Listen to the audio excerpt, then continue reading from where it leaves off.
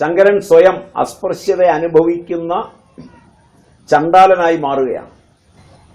എന്നിട്ട് സുവ്യക്തമായ സംസ്കൃത ഭാഷയിൽ, ചടുലമായ ഭാഷയിൽ ശങ്കരൻ എന്ന ബ്രാഹ്മണൻ ശങ്കരൻ എന്ന ചണ്ടാലനോട് മാറി നിൽക്കാൻ ആവശ്യപ്പെടുകയാണ്.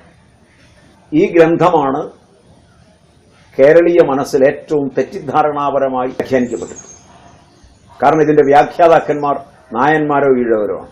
പ്രഗത്ഭ വ്യാഖ്യാതാക്കന്മാരെല്ലാം ഇതിനോട് ചേർത്ത് അവരുടെ കപോലകൽപിതമായ കഥ ശങ്കരൻ പറയാതെ, ശങ്കര ശിഷ്യന്മാർ പറയാതെ, ശങ്കര ദിഗ്വിജയം പറയാതെ എഴുതിയുണ്ടാക്കിയിട്ടുണ്ട്. നമുക്ക് കിട്ടിയിട്ടുള്ള ശങ്കര ചരിത്രം ശങ്കര ദിഗ്വിജയത്തിൽ നിന്നാണ്. അത് എഴുതുന്നത് ശങ്കരൻ ജനിച്ചു കഴിഞ്ഞ് ഏതാണ്ട് കൃത്യമായ കണക്കിൽ കാഞ്ചിമഠം മുതലായ മഠങ്ങളിലിരിക്കുന്ന കണക്കിന്റെ അടിസ്ഥാനത്തിലാണെങ്കിൽ BC 3-ാം നൂറ്റാണ്ടിലാണ് ശങ്കരന്റെ അവതാരം. അപ്പം 3-ാം നൂറ്റാണ്ടും 16-ാം നൂറ്റാണ്ടും തമ്മിലുള്ള അകലം കണക്കാക്കാം.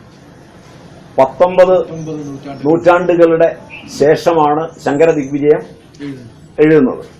നേരെ മറിച്ച് ശങ്കരന്റെ കാലഘട്ടത്തിൽ ശങ്കര ശിഷ്യന്മാരോ മറ്റുള്ളവരോ എഴുതി നമ്മുടെ കയ്യിൽ ശങ്കരന്റെ ചരിത്രമില്ല. ശങ്കരനെ പിന്നെ ഏതോ ഒരു ശങ്കരൻ 8-ാം നൂറ്റാണ്ടിൽ ജീവിച്ചിട്ടുണ്ട്. ആ ശങ്കരന്റെ ചരിത്രമാക്കി മാറ്റിക്കൊണ്ട് 8-ാം നൂറ്റാണ്ടിലേക്ക് ശങ്കരനെ കൊണ്ടുവരികയാണ് ചെയ്തത്. അതിന് ഉപോത്ബലകങ്ങളായ തെളിവുകൾ ഓരോന്നോരോന്നായി യുക്തിപൂർവ്വം ആനയിച്ചു കൊണ്ടുവരുമ്പോൾ അവർ യുക്തിയില്ലാതെ ഒരു കാര്യം പറയുന്നുണ്ട്. ശങ്കരന്റെ ഗുരുവിന്റെ ഗുരുവായ ഗൗഡപാദൻ 1000 കൊല്ലം ജീവിച്ചു വന്നു. കാരണം ഗൗഡപാദന്റെ ചരിത്രം എടുക്കുമ്പോൾ അത് ക്രിസ്തുവിന് മുമ്പാണ്.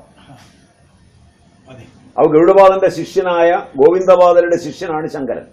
ഗോവിന്ദപാദർ എന്ന് പറയുന്നത് ഇന്ത്യൻ ആയുർവേദത്തിലും ഇന്ത്യൻ ആൽക്കമിയിലും അദ്വിതീയനായ വ്യക്തിയായിരുന്നു. ആൽക്കമിയിൽ അദ്ദേഹം ഏറ്റവും പ്രസിദ്ധമായ ഒരു ഗ്രന്ഥം തന്നെ എഴുതിയിട്ടുണ്ട്. അപ്പം അത്രയും അങ്ങനെയുള്ള ഒരു ചരിത്രം കിടക്കുമ്പോൾ ശങ്കരനെ ഇങ്ങോട്ട് കൂട്ടിക്കൊണ്ടുവന്നത് വേറെ താല്പര്യങ്ങൾ സംരക്ഷിക്കുന്നതിനാണ്. അതിലുപരി ശങ്കരൻ എഴുതിയ കൃതിയുടെ പേര് മനീഷ പഞ്ചകമെന്നാണ്. മനീഷ പഞ്ചകത്തില് ശങ്കരൻ സ്വയം ചണ്ടാലനായി മാറിക്കൊണ്ടാണ്. കാരണം ഒരേ സംസ്കൃതമാണ്, സ്ഫുടമായ സംസ്കൃതത്തിലാണ്. ചണ്ടാലനോട് മാറാൻ പറയുമ്പോൾ ചണ്ടാലൻ തിരിച്ച് സംസാരിക്കും. കിം ഗംഗാംബുനി ബിംബിതേമ്പരമണേ എന്ന് തുടങ്ങുന്ന ശ്ലോകം ഉണ്ടാകണമെങ്കിൽ ശുദ്ധസ്ഫടികമായ സംസ്കൃതത്തിൽ ശങ്കരൻ എന്ന ചണ്ടാലൻ ചോദിക്കുകയാണ് ശങ്കരൻ എന്ന ബ്രാഹ്മണനോട്, തന്റെ അഹൈതുകമായ കൃപ കൊണ്ട് തന്റെ ജനന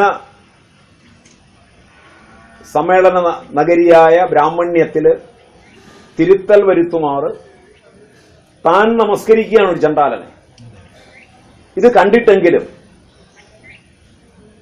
ബ്രാഹ്മണ്യമോ ചണ്ടാലത്വമോ അല്ല, ആധ്യാത്മികമായ ഉയർച്ചയിൽ സത്യം ദർശിച്ചവൻ ആരായാലും ഗുരുവാണ്.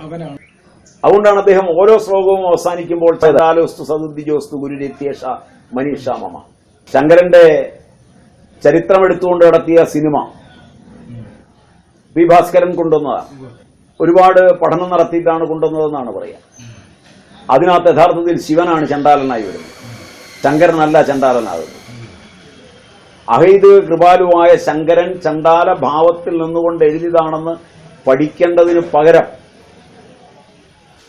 അതിനെ തെറ്റായി വ്യാഖ്യാനിക്കുവാൻ ശിവനും പാർവതിയും തമ്മിലുള്ളൊരു സംഭാഷണം ഉണ്ടാക്കി ശിവനെ ശങ്കരൻ തിരിച്ചറിഞ്ഞില്ല. വന്നിട്ട് പി ഭാസ്കരൻ തിരിച്ചറിഞ്ഞു.